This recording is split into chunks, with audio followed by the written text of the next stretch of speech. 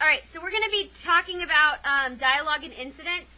Dialogue and incidents are kind of a no-duh type thing, but I have two colors for you to mark up the difference between what happens and the actual dialogue and incident. So, at the top of your paper, I'm going to have you write a little key for yourself.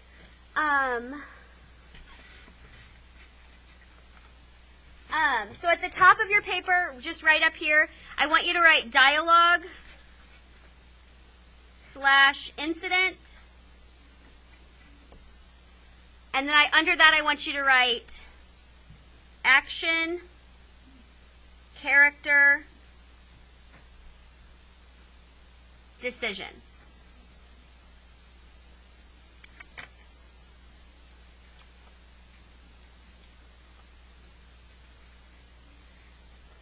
And dialogue and incident we're going to highlight in in green, and then the other one we're going to highlight in pink.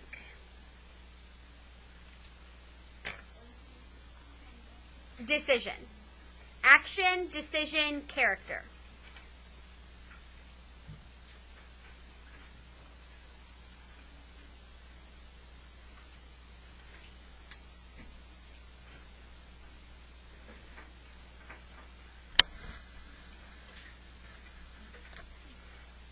So there are three things that dialogue and incident in a story can do. The first one we're going to be talking about is incident. Can anybody describe for me what an incident is? Malia, what's an incident? Isn't it like something that has happened? Exactly. That's what it is. An incident is anything that happens in the story. It can be good, it can be bad, it can be neutral, it can be anything that happens in the story. And you're going to come across incidents with narration. That's when the narrator is talking. It's not through other people talking, it's through the narrator talking. So, the first three things we're going to talk about is with incident. So there are three things that an incident in a story can do. It can propel action, it can reveal an aspect of character, or,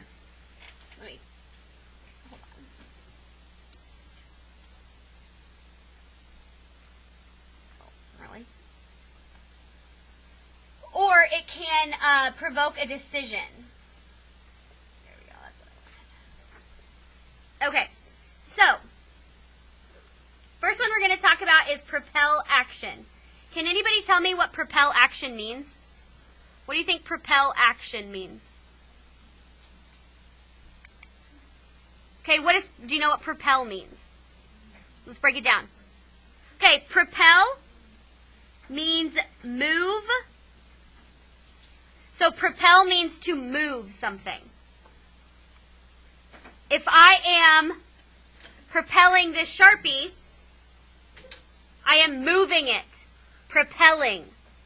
Okay? So what an incident can do is it can move the story along.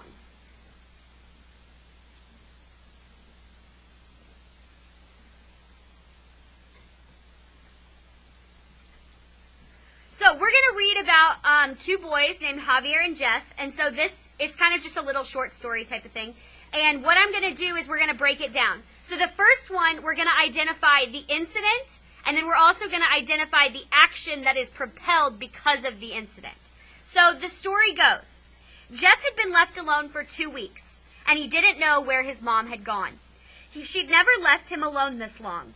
He had eaten everything in the house and had become desperate for food. Jeff looked from side to side as he snuck around the corner inside the bakery. Giant stacks of loaves surrounded him on both sides. He was starving and hadn't eaten in days. The fresh baked bread smelled delicious, and he had to have a loaf. He stuffed a loaf inside his shirt. The bread was still hot and burned his chest a little bit, but he didn't care. He was ravenous. He cautiously walked out the door unnoticed. So he thought. Can anybody tell me what the incident is taking place in this paragraph? Malia? Yeah, exactly. So I'm going to take my, I'm sorry, I said that wrong. The action is that, Malia, right? That's the action taking place. I said that wrong, I'm sorry. So what we're going to do is we're going to take our pink highlighter, and we're going to highlight He stuffed the loaf inside his shirt.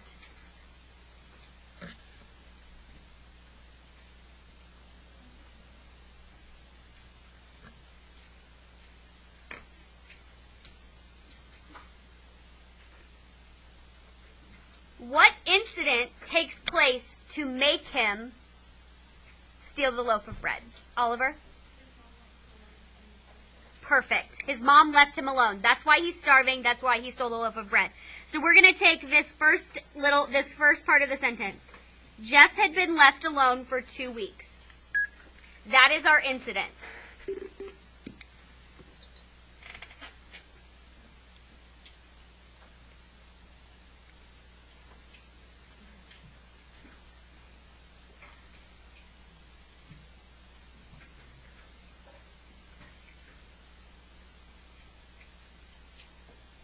We good on that so far?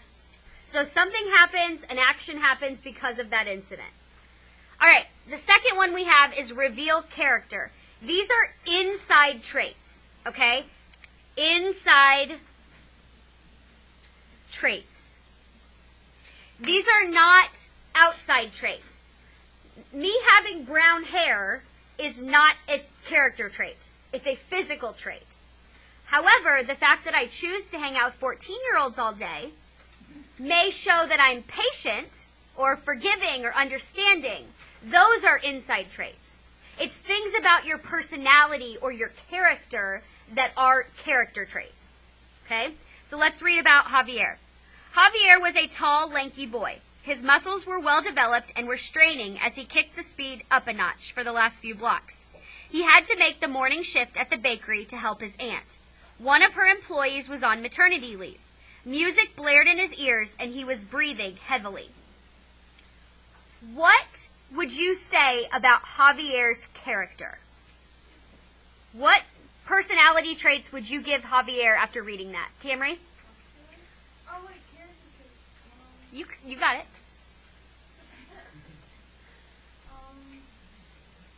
What would you say Javier is? If somebody came up to you and said, "Hey, tell me about Javier. What's his personality like?" You don't think he's responsible. Remember, this is different. These are two different boys. Are you reading This one. that? This one. Let me read it again. Javier was a tall, lanky boy. His muscles were well developed and were straining as he kicked his speed up a notch for the last few blocks. He had to make the morning shift at the bakery to help his aunt. One of her employees was on maternity leave. Music blared in his ears, and he was breathing heavily. Darius, what do you think about Javier? Perfect. Javier is careful. How about loyal? Would you say he's loyal?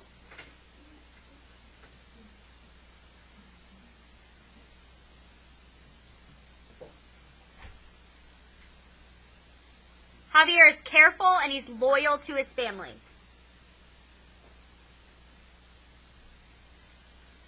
Maybe even Javier is helpful.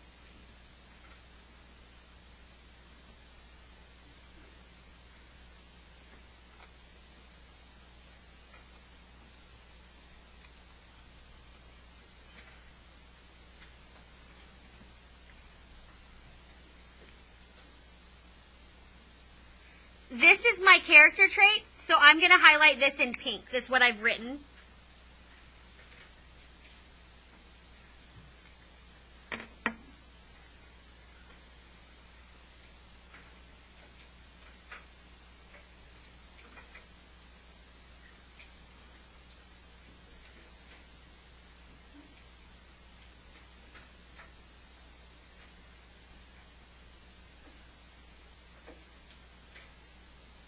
What did you read in this little blurb that told you that he is careful and loyal to his family? Tanner? Perfect. That's what we're going to highlight in green. He had to make the morning shift at the bakery to help his aunt. Does it say that his mom is forcing him to go? No. This story implies that he's just helping because one of her employees is on maternity leave. That's what it implies. Okay? The things that you do or your reactions to things show your character. And that's how the author of books, that's how they show the character's character, right? That's how you learn about who a character is through the things that happen to them and how they react to it. Okay. Last one is provoking a decision. What does provoke mean? Does anybody know what provoke means? Malia? Is it like supporting that decision? No, not quite. Not quite. Francisco? No, not quite. Oliver?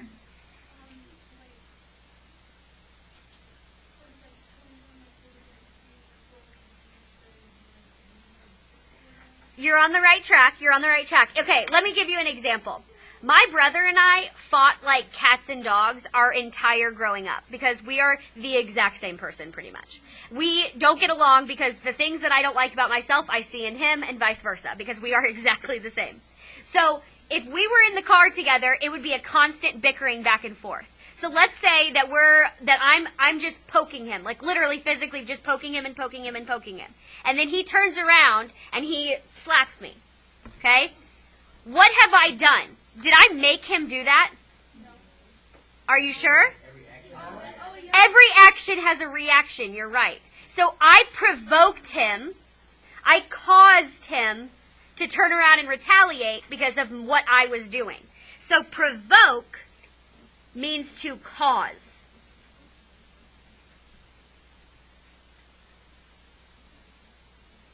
Provoke means to cause something to happen. Okay? Says, Javier rounded the corner by the bakery and noticed Jeff sneaking outside with a bulge in his shirt. Jeff was pulling out the stolen loaf of bread and taking a huge mouthful when Javier ran right up on him. Javier startled Jeff, and Jeff swung around with a fiery glare, and fists clenched. He threw a punch before Javier got the best of him. What decision has happened in this story? Cameron, you want to give it a shot? Well, Jeff made Javier got back because they said that and got the best of him. Uh-huh. So Jeff made Javier have a reaction to Jeff. Very good. So my decision, wrong one. My decision is he threw a punch before Javier got the best of him. That's my decision. What provoked Jeff to hit Javier? What happened? What happened before that, Darius? He startled him. Good. Yeah, absolutely. The reason that he decided to throw a punch was because he was startled. It's a natural reaction for humans. If something startles you, it's kind of like a fight or flight, right? And so in this instance, it's Jeff's fighting reaction because he was startled. Good.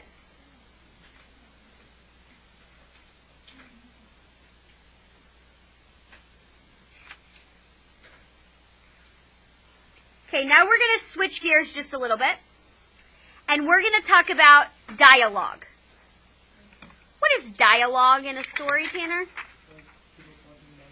Very good. It is conversations that are physically happening. Conversations, spoken words. These are things that are going to be in quotation marks. Okay, they're going to be in quotation marks because they are spoken words. They're said out loud.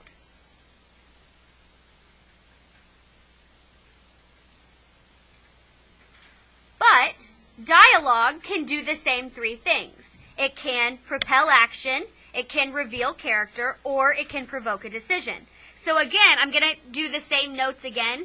Moves the story along.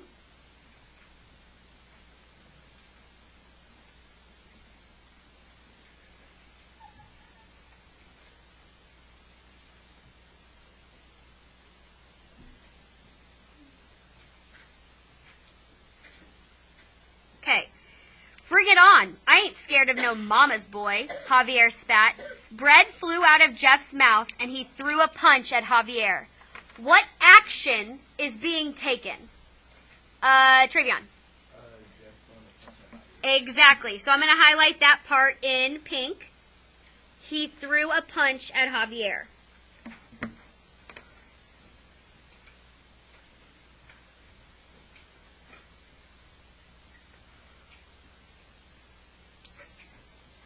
What spoken words make him throw the punch, Tanner?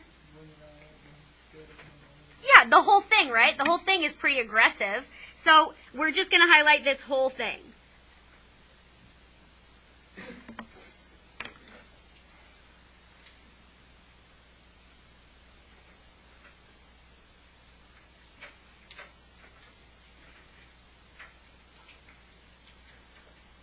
So just like our reactions and the things that we do, the things that we say also show what kind of person we are and what kind of character traits we have.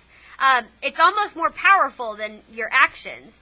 I mean, they say that actions speak louder than words, but sometimes our words have a tendency to speak very loudly. So it can also do the same thing. But remember, whenever we're identifying character traits, they are always inside traits. They are not outside traits. They're always inside traits. So we can only determine what's about somebody's inside traits by the things that they say when we're talking about it in this example. So it says, Javier ducked and skipped to the right, whacking Jeff just hard enough to throw him off his balance to knock him to the cement. You ain't got a chance, homie, Javier smiled. I've been kickboxing since I could walk. My parents own the dojo on 12th Street. What do you think about Javier? What does he say that makes you make an assumption about him? Because we're going to judge a book by its cover right now. We're going to make assumptions about him based on his words. Malia. Well, I mean, he's pretty irritating to this person. Okay. What makes you think that? Because,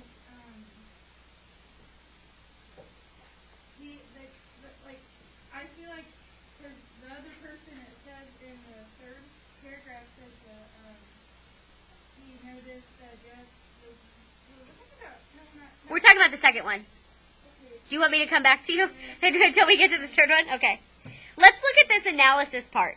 So it says, Javier speaks with an inner city accent when we read what he says. He may be Spanish since his name is Javier. We also might think he's not that educated because he speaks improperly and uses slang. Maybe he knows something about the other character that gives him a winning chance. We learn that Javier has lengthy training. So we don't know. We're going to cross this part off about he may be Spanish since his name is Javier. That doesn't have anything to do with his spoken text. Yeah, and that's kind of a judgment. But again, we're just making judgment. These are fictional people; they're not real. But we're making judgments just for the sake of practicing. So, where in his words does he speak with an inner city accent? Travion? Homie? Okay. So we're going to draw a line up to homie.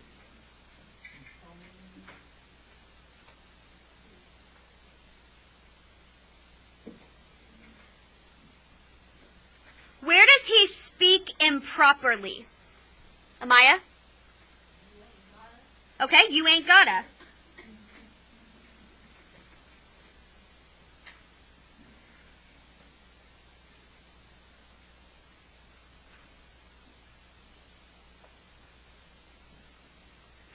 Where does he use slang? Travion? Homie?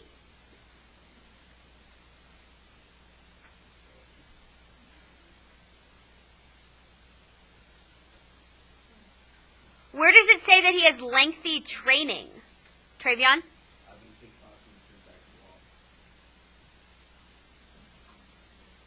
Perfect.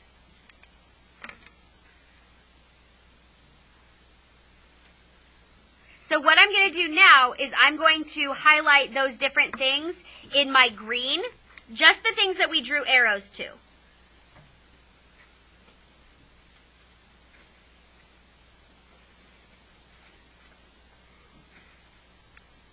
because those are the things that he says that leads us to the assumption of these things.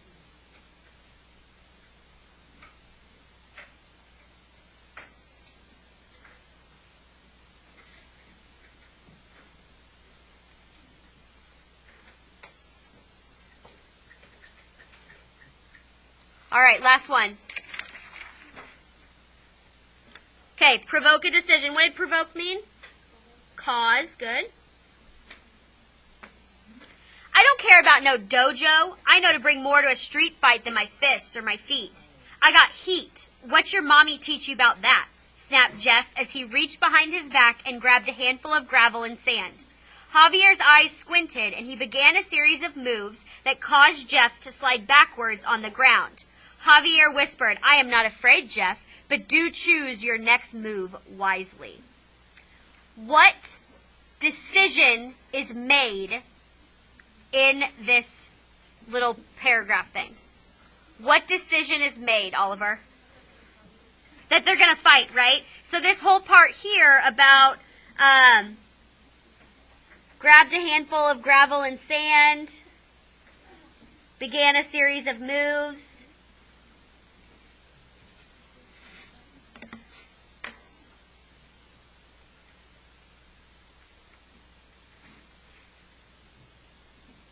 That's my decision.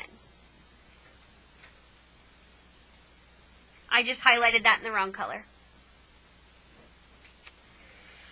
Sorry, guys. Let's just write pink on top of it. Whoops. I knew I would do it eventually.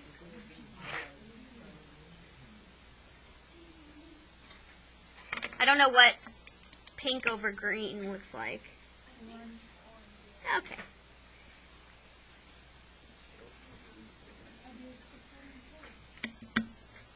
My bad, I apologize.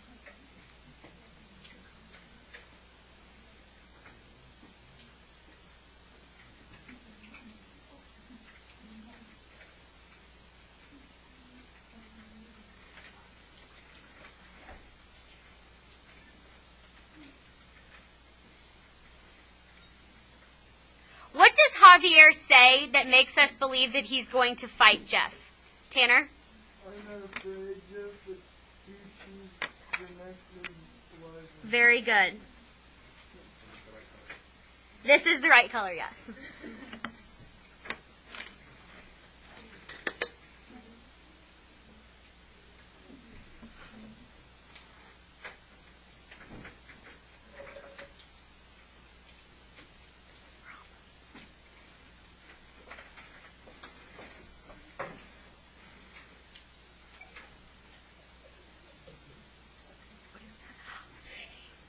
When did that happen? Just now? Yes. Are you sitting on it? No. Oh, okay. Just put it back over here. Yes, I get a new one. Yes.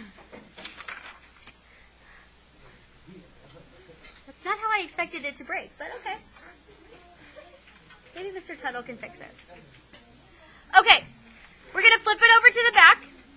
We're not going to do this part, so you can just cross that out. The bottom part.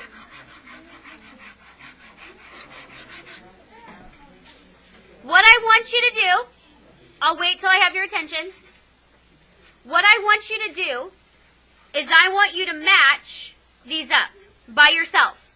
And I'm going to do it too, and then we'll compare answers. Okay? Just want you to do it by yourself.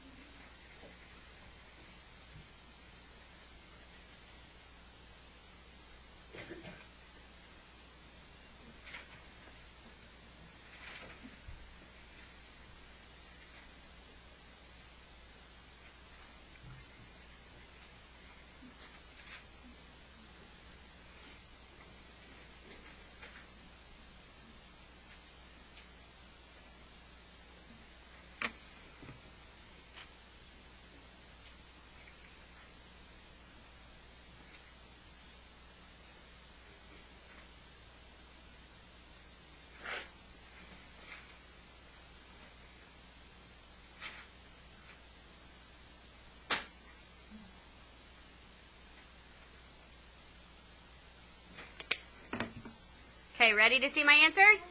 Oh, okay, sorry. Oh.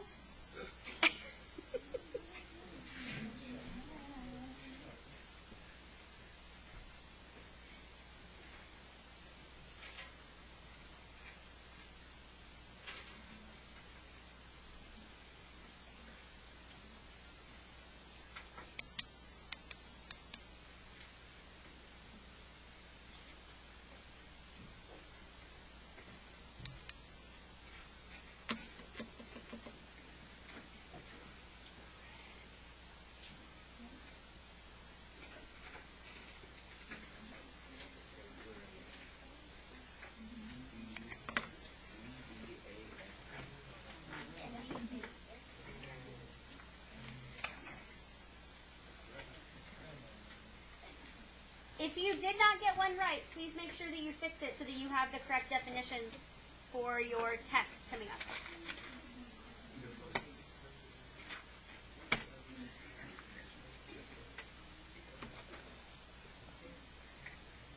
If you're finished with this, go ahead and grab a piece of notebook paper.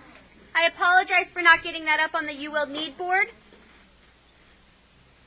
But you do need a piece of notebook paper. And if somebody would be so kind as to give me one, I'd appreciate it. Give you what? Notebook paper?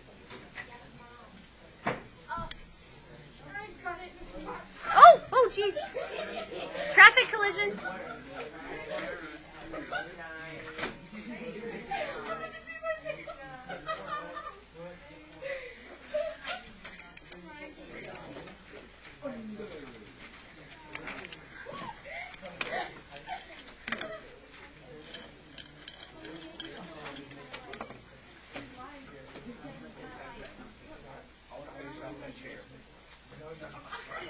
No, it might be salvageable.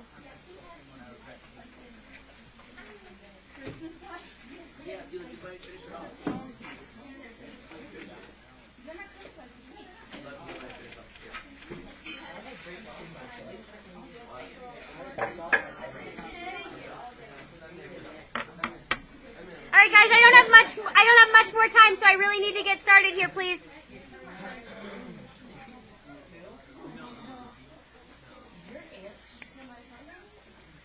Okay, I'm ready to begin whenever you are. Okay, so we're going to add this to our iBook because this is going to be a sentence frame that you're going to use for any sort of RASP answer that I ask for concerning dialogue and incident. And then we're going to do one together. Okay, so what I'm going to do is at the top of the paper, I want you to write dialogue / incident RASP. And what I'm going to do is I'm going to lay it out for you, and then we're going to do 2 practices that are very, very simple. It's very simple because basically all the information that you need is within the quote. So what I will do on these questions is I will give you a quote, and I will say, does the dialogue or incidents propel action, reveal character, or provoke a decision? That's what I ask of you. So just copy my sentence frame.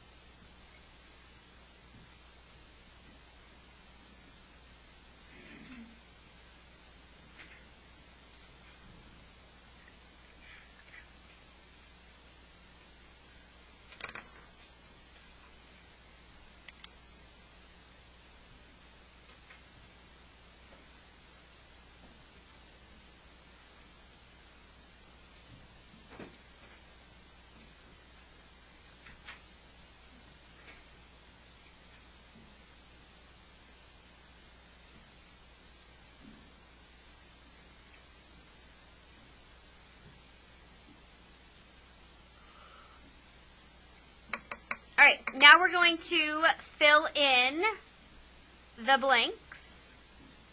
I still see a few people writing. Well, I'll wait just a second.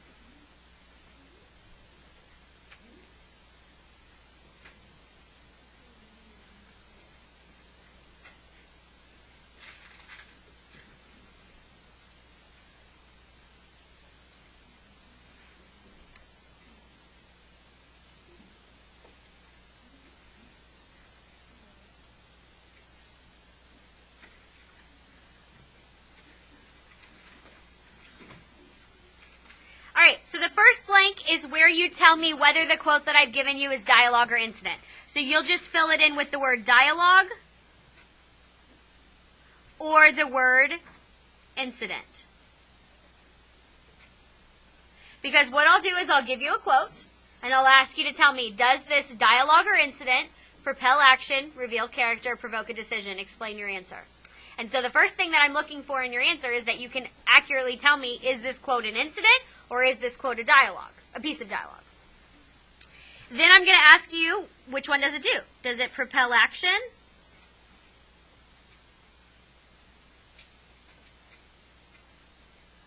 Reveal character?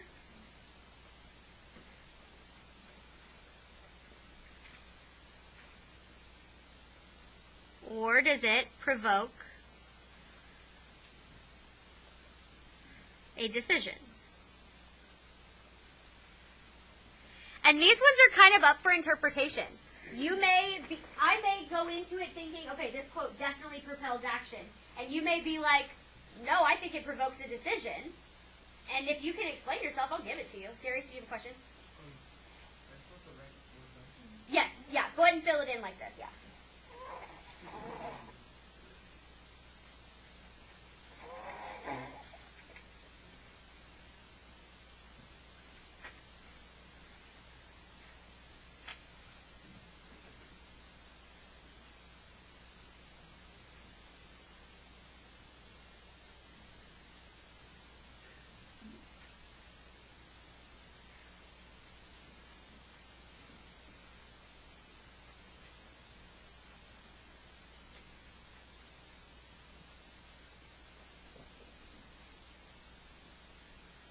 Then you'll say this dialogue or incident. So whatever you said here, you're going to say here. So I'm going to put same as first blank.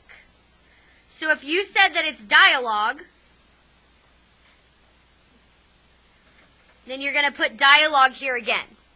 If you said incident here, then you're going to put incident here again. Does that make sense?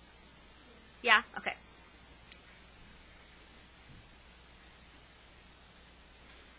Then you're going to either quote the dialogue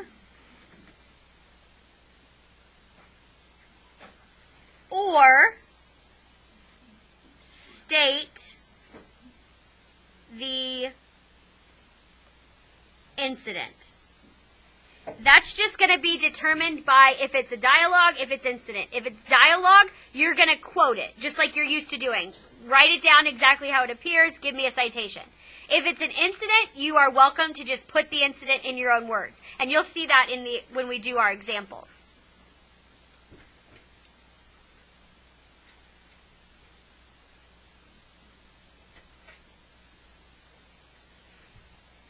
And then this last blank is just where you explain yourself.